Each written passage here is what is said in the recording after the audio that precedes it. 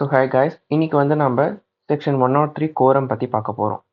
கோரம்னா already நம்ம வந்து என்ன சொல்லியிருந்தோம், minimum number of members required. ஒரு மீட்டிங் ப்ராப்பராக கன்ஸ்டியூட் ஆகணும் அப்படின்னா கோரம் நம்ம வந்து அவசியம் அப்படிங்கிறத நம்ம பார்த்துருந்தோம் இல்லையா? So it is nothing but minimum number of members to be present during the meeting. Okay, அதுதான் வந்து கோரம் அப்படின்னு நம்ம வந்து சொல்லுவோம். இப்போ கோரம் வந்து இல்லை அப்படின்னா என்ன ஆகும் அப்படின்னா, it will be generally considered as invalid meeting. ஒரு மீட்டிங் நடந்து அதில் பாஸ் பண்ண ரெசல்யூஷன்ஸ் எல்லாம் வேலிடாக இருக்கணும்னா அந்த மீட்டிங்கில் கோரம் வந்து ப்ரெசென்ட் ஆயிருக்கணும். எவ்வளோ மெம்பர்ஸ் இருந்தால் கோரம் அப்படிங்கிறத நம்ம அப்புறம் பார்க்கலாம். அதுக்கு நடுவில் நான் ஒரு சின்ன பாயிண்ட் சொல்கிறேன். இப்போ ஜென்ரல் மீட்டிங்கில் ஒரு ரெசல்யூஷன் பாஸ் பண்ணுறாங்க. ஒரு தேர்ட் பார்ட்டிக்கிட்டேருந்து இந்த ஒரு பிளான்ட் அண்ட் மிஷினரியோ ஏதோ வாங்கணும் அப்படிங்கிறதோ ஆர் சம் அதர் கான்ட்ராக்ட் வந்து they R passing resolution and they are buying. Okay, ஆனால் அந்த மீட்டிங்கில் வந்து கோரம் ப்ரெசென்ட் ஆகலை. அதனால இப்போ ஃபியூச்சரில் can share holders or the company tell இந்த மாதிரி கோரம் ப்ரெசென்ட் ஆகல, ஸோ அதனால் பாஸ் பண்ண மீட்டிங் வந்து பாஸ் பண்ண ரெசல்யூஷன் வந்து இன்வேலிட். அப்போது இந்த டெசிஷன் வந்து இட் இஸ் நாட் வேலிட், நாங்கள் வந்து இப்போ இந்த கான்ட்ராக்டை கேன்சல் பண்ணிக்கிறோன்னு தேர்ட் பார்ட்டிக்கு லாஸ் வர்ற மாதிரி நடந்துக்கலாமா அப்படின்னு கேட்டால் கிடையாது. ஓகே, நம்ம doctrine of indoor management chapter 2ல் படிச்சிருப்போம். கோரமுங்கிறது ஒரு இன்டர்னல் மேட்டர் தான் அந்த இதில். ஓகேவா? ஸோ கோரம் இருக்குதா இல்லையா, இந்த ஒரு மீட்டிங்கில் வந்து கோரம்லாம் ப்ரெசென்ட் ஆயிருக்காங்கிறத தேர்ட் பார்ட்டியால் செக் பண்ண முடியாது.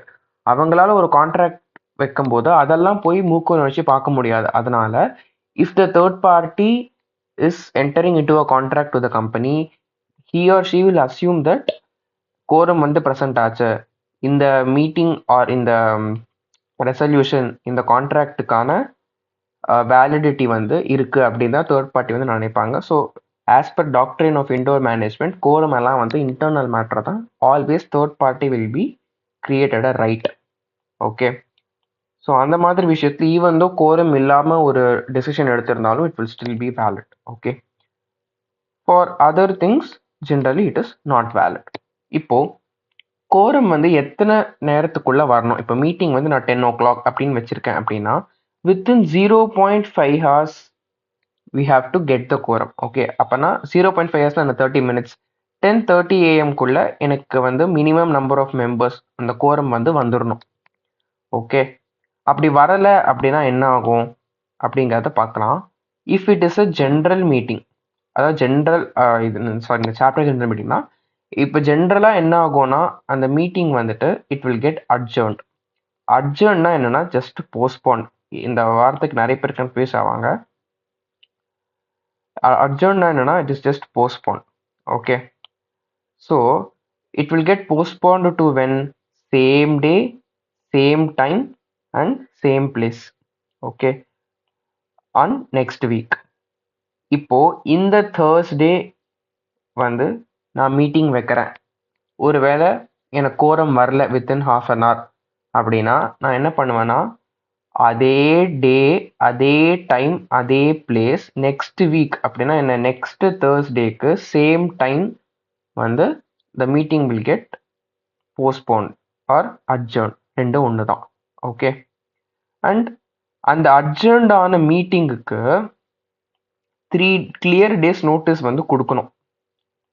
ஒருவேளை அது கொடுக்க முடியல அப்படின்னா என்ன பண்ணலாம்னா the company can give advertisement. It is considered as notice only. நாம் முன்னாடி பார்த்த மாதிரி என்ன, ஒரு இங்கிலீஷ் நியூஸ் பேப்பரில் அண்ட் ஒரு வர்னாகுலர் நியூஸ் பேப்பரில் they have to advertise which will be considered as notice. Okay, ஒருவேளை any other different place or different time or different day அப்படின்னா board of directors should inform the members. எதுவுமே சொல்லலைன்னா என்ன ஆகும், கோரம் வராததுனால if the meeting gets adjourned, எதுவுமே சொல்லலைன்னா same day same time same place next வீக்குக்கு அது போஸ்ட்போன்ட் ஆகிடும், அட்ஜர்ன்ட் ஆகிடும். எனி அதர் டிஃப்ரென்ஸ் இருந்துச்சு அப்படின்னா the board of directors has to inform. They have to give minimum 3 clear days of notice. அது கொடுக்க முடியலன்னா advertisement they can send in one English newspaper and one vernacular newspaper where the registered office of the company is situated. Okay, so இது வந்து ஜென்ரலா this will happen. ஒருவேளை that general meeting if it is called by the requisitionist அப்படின்னா members கூப்பிட்ட meeting ஈஸியமாக இருந்துச்சுன்னு வச்சுக்கோங்க. இஜிஎம்னா நான் என்ன சொன்னேன், members will request the company to held the meeting. So அவங்களே கூப்பிட்டு அவங்களே வரலன்னா it will get cancelled, it will not get adjourn. ஏன்னா ஏஜிஎம்னா it is understandable, the company is calling, மெம்பர்ஸால வர முடியல அப்படின்னா கூட அதை போஸ்ட்போன் பண்ணலாமே தவிர, மெம்பர்ஸே கூப்பிட்டு மெம்பர்ஸே வரலன்னா இது என்ன, அதனால வந்து the company will just cancel the meeting, that will not get adjourn if the meeting is called by the requisitionist. Okay, so அது வந்து if the quorum is not present ஜென்ரலாக என்ன ஆகும் அண்ட் இஜிஎம்க்கு என்ன ஆகும் அப்படிங்கிறத வந்து நம்ம பார்த்தோம். ஓகே, அதுக்கப்புறம்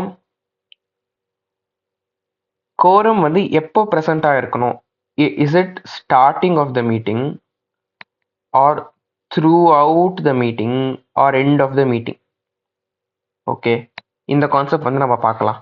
இப்போ அதுக்கு முன்னாடி வெயிட் காய்ஸ், அதுக்கு முன்னாடி இந்த கான்செப்ட் என்ன அப்படின்னா, ஜென்ரல் மீட்டிங் வந்துட்டு கோரம் இல்லை அப்படிங்கிறதுனால அட்ஜர்ன் ஆயிருக்கு. இப்போ அட்ஜர்ன் மீட்டிங்லையும் கோரம் ப்ரெசண்ட்டாக இல்லை அப்படின்னா என்ன ஆகும்னா, அந்த அர்ஜென்ட் மீட்டிங்கில் என்ன மெம்பர்ஸ் வராங்களோ, எத்தனை மெம்பர்ஸ் வராங்களோ they will be called as quorum and it will be valid.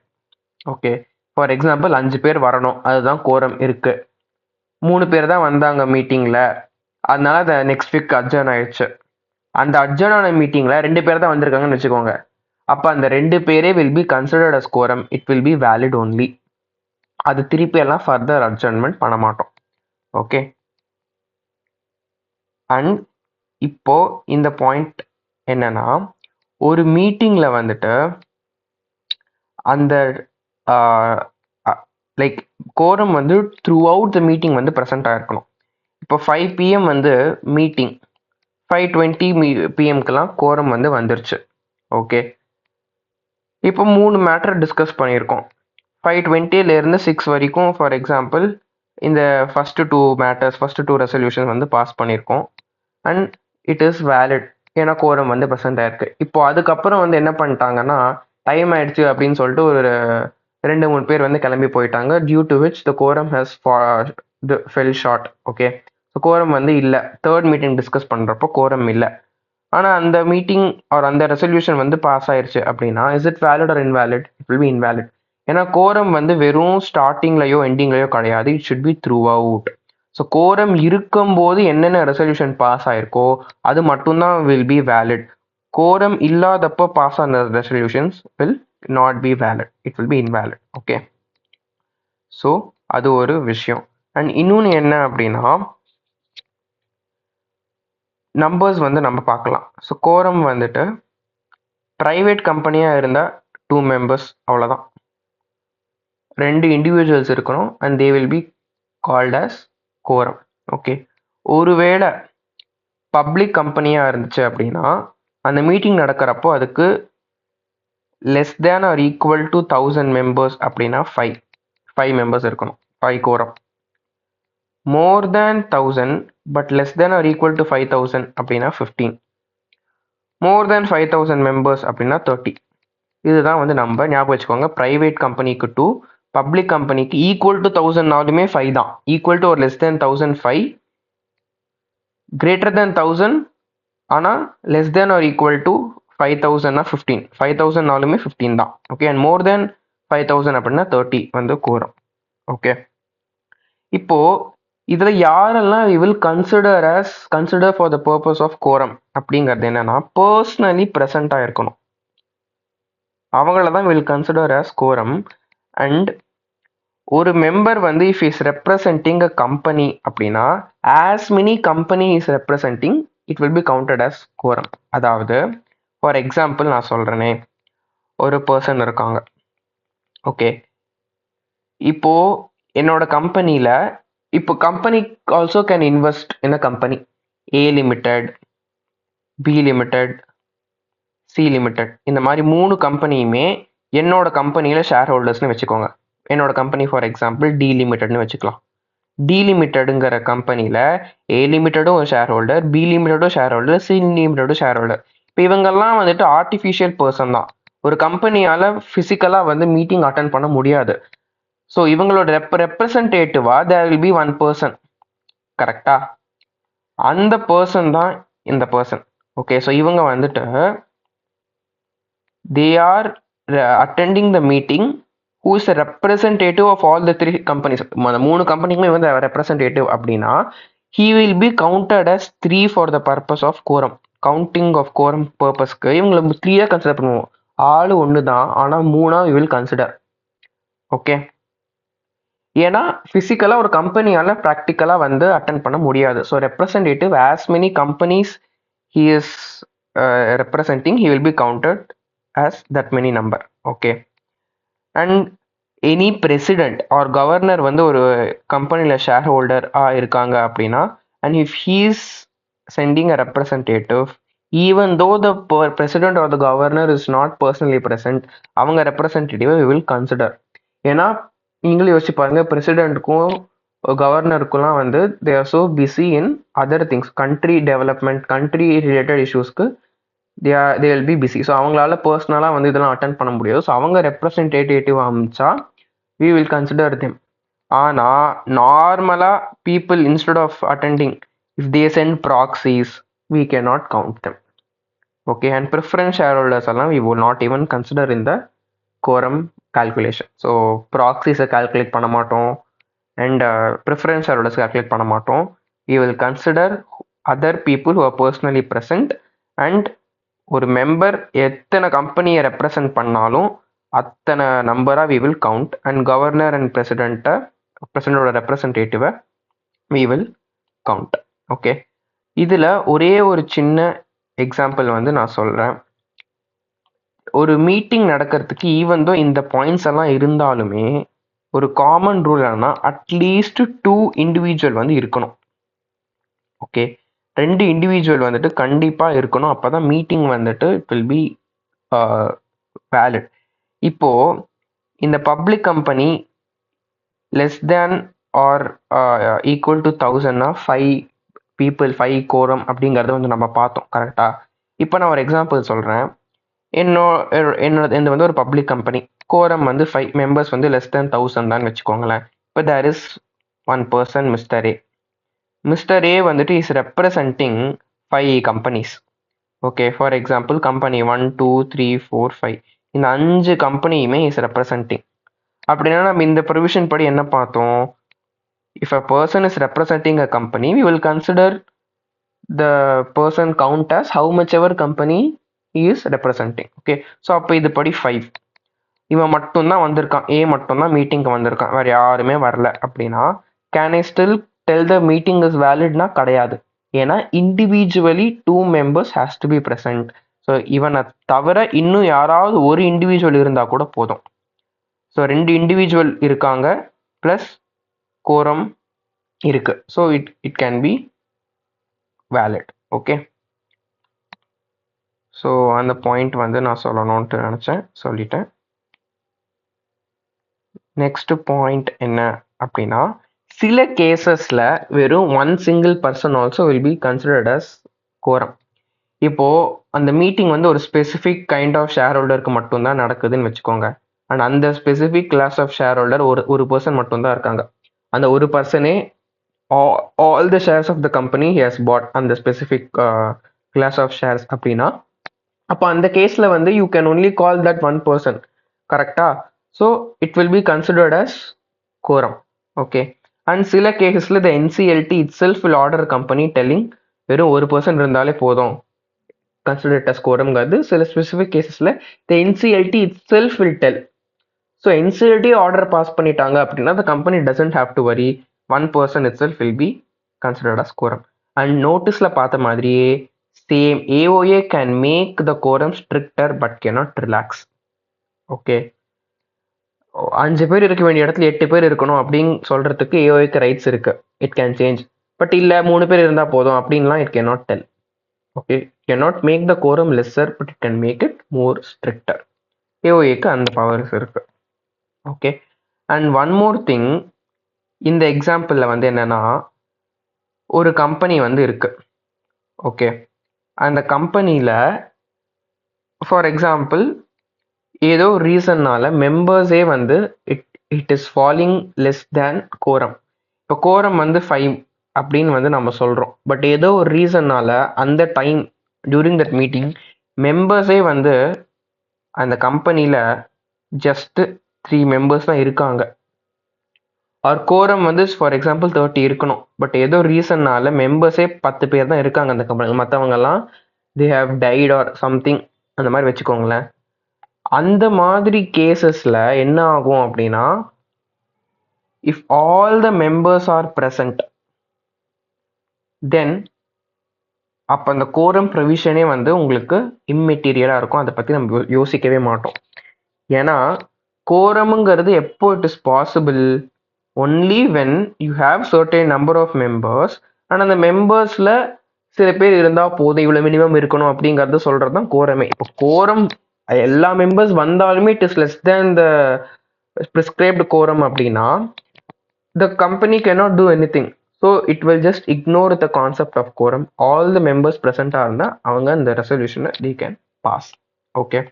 So அது வந்து with respect to if the total number of members falls less than quorum case. Okay.